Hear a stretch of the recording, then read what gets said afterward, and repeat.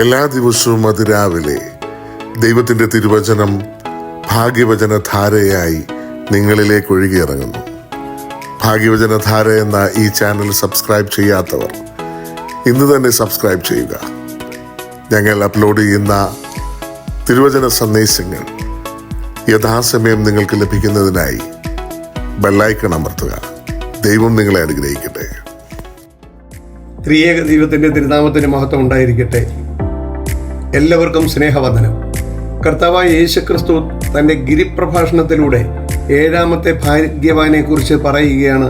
വിശുദ്ധ മത്തായിയുടെ സുവിശേഷം 5-ാം അധ്യായം 9-ാമത്തെ വാക്യത്തിൽ, സമാധാനം ഉണ്ടാക്കുന്നവർ ഭാഗ്യവാന്മാർ, അവർ ദൈവത്തിൻ്റെ പുത്രന്മാരെന്ന് വിളിക്കപ്പെടും. സമാധാനം നഷ്ടപ്പെടുവാനുള്ള ചില കാരണങ്ങൾ ചിന്തയിലേക്ക് വരികയാണ്. എന്നെപ്പോലെയുള്ള മറ്റുള്ളവർക്കും എന്നേക്കാൾ വിദ്യാഭ്യാസം കുറഞ്ഞ വ്യക്തികൾക്കും ലഭിക്കുന്ന ജീവിതാന്തസ്സും അവർക്ക് ലഭിക്കുന്ന പല ആനുകൂല്യങ്ങളും എനിക്ക് ലഭിക്കാതെ വരുമ്പോൾ എൻ്റെ മനസ്സിലുണ്ടാകുന്ന സംഘർഷമാണ് സമാധാനമില്ലായ്മയ്ക്ക് കാരണം. ഈ കാലഘട്ടത്തിൽ ലോകത്തിൽ എവിടെ നോക്കിയാലും ഇല്ലാത്ത ഒരു കാര്യമാണ് സമാധാനം. വീടുകളിൽ സമാധാനമില്ല, മാതാപിതാക്കളിലും മക്കളിലും സ്വസ്ഥതയും സമാധാനവുമില്ല. തമ്മിൽ തല്ലും കൊലപാതകവും നടന്നുകൊണ്ടിരിക്കുന്നു. ഭാര്യ ഭർത്താക്കന്മാർ പരസ്പരം കലഹിക്കുന്നു, കൊലപാതകങ്ങൾ നടത്തുന്നു. പഠിക്കുന്ന സ്കൂളുകളിൽ സമാധാനമില്ല, അധ്യാപകരും കുട്ടികളും തമ്മിൽ സമാധാനമില്ല. അധ്യാപകരുടെ ഇടയിലും സമാധാനം സ്വസ്ഥതയും ഇല്ല. ആത്മീയ മേഖലകളിലും സമാധാനമില്ല. സഭകൾ തമ്മിൽ പരസ്പരം കലഹം, സ്വസ്ഥതയും സമാധാനവും എവിടെയുമില്ല.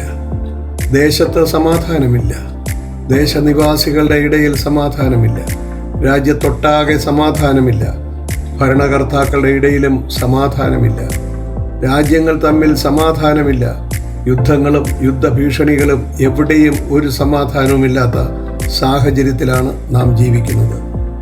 ഈ സാഹചര്യത്തിലാണ് മത്തായിയുടെ സുവിശേഷം 5-ാം അധ്യായത്തിൻ്റെ 9-ാമത്തെ വാക്യത്തിലൂടെ നാം കേൾക്കുന്നു, സമാധാനം ഉണ്ടാക്കുന്നവർ ഭാഗ്യവാന്മാർ, അവർ ദൈവത്തിൻ്റെ പുത്രന്മാരെന്ന് വിളിക്കപ്പെടും. എങ്ങനെയാണ് സമാധാനം ഉണ്ടാക്കുന്നത്? ആരാണ് സമാധാനം ഉണ്ടാക്കേണ്ടത്? ആദ്യം സമാധാനത്തിന് തുടക്കം കുറിക്കേണ്ടത് വിശ്വാസികളായ നമ്മളിലൂടെയാണ്. പ്രിയമുള്ളവരെ, എപ്രകാരമാണ് വിശ്വാസികളായ ദൈവമക്കൾ സമാധാനം ഉണ്ടാക്കേണ്ടത് എന്ന് യേശുതമ്പുരാൻ തൻ്റെ ഗിരിപ്രഭാഷണത്തിലൂടെ മത്തായിയുടെ സുവിശേഷം 5-ാം അധ്യായത്തിൽ തന്നെ വളരെ വ്യക്തമായി നമ്മെ ബോധ്യപ്പെടുത്തുന്നു. നാം സമാധാനം ഉണ്ടാക്കുന്ന ഒരാൾ ആകണമെങ്കിൽ നാം ദൈവവുമായി സമാധാനം ആചരിക്കണം. ക്രിസ്തുവിലുള്ള വിശ്വാസത്തിലൂടെ മാത്രമേ നമുക്ക് സമാധാനം കണ്ടെത്താൻ കഴിയൂ. റോമർ 1:5 പറയുന്നു, വിശ്വാസത്താൽ നീതീകരിക്കപ്പെട്ടിട്ട് നമ്മുടെ കർത്താവായ യേശുക്രിസ്തു മൂലം നമുക്ക് ദൈവത്തോട് സമാധാനമുണ്ട്. എങ്ങനെയാണെന്നല്ലേ? അവനെ കൈക്കൊണ്ട് അവൻ്റെ നാമത്തിൽ വിശ്വസിക്കുന്ന ഏവർക്കും ദൈവമക്കളാകുവാൻ അവൻ അധികാരം കൊടുത്തു. യോഹന്നാന്റെ സുവിശേഷം 1-ാം അധ്യായം 12-ാമത്തെ വാക്യം. യഥാർത്ഥ സമാധാനം കണ്ടെത്തുന്നതിന് ഇപ്പോൾ നാം ചിന്തിച്ചുകൊണ്ടിരിക്കുന്ന ഈ ഭാഗ്യാവസ്ഥയിൽ പറഞ്ഞിരിക്കുന്നവരെ പോലെ നാം ആയിത്തീരണം.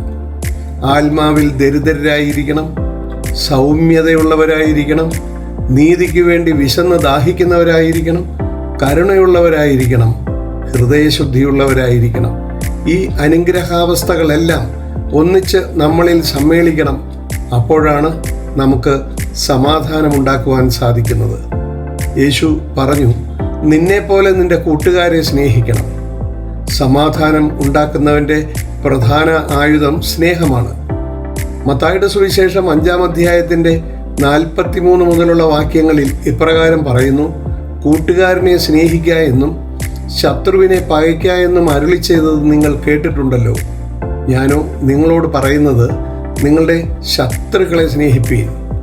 എങ്ങനെയാണ് ശത്രുക്കളെ സ്നേഹിക്കേണ്ടത് എന്ന് റോമർക്ക് എഴുതിയ ലേഖനം 12-ാം അധ്യായത്തിൻ്റെ 20-ാമത്തെ വാക്യത്തിൽ പറയുന്നു, നിന്റെ ശത്രുവിന് വിശക്കുന്നുവെങ്കിൽ അവന് തിന്മാൻ കൊടുക്കുക, ദാഹിക്കുന്നുവെങ്കിൽ കുടിപ്പാൻ കൊടുക്കുക.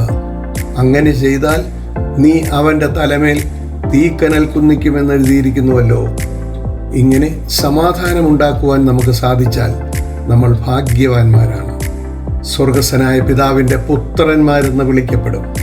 അപ്രകാരം ദൈവം ആഗ്രഹിക്കുന്നത് പോലെ നമ്മളെല്ലാവരും സമാധാനത്തിൻ്റെ സന്ദേശവാഹകരായി തീരുവാൻ ദൈവം നമ്മളെ എല്ലാവരെയും അനുഗ്രഹിക്കട്ടെ എന്ന് പ്രാർത്ഥിച്ചുകൊണ്ട് നിർത്തുന്നു.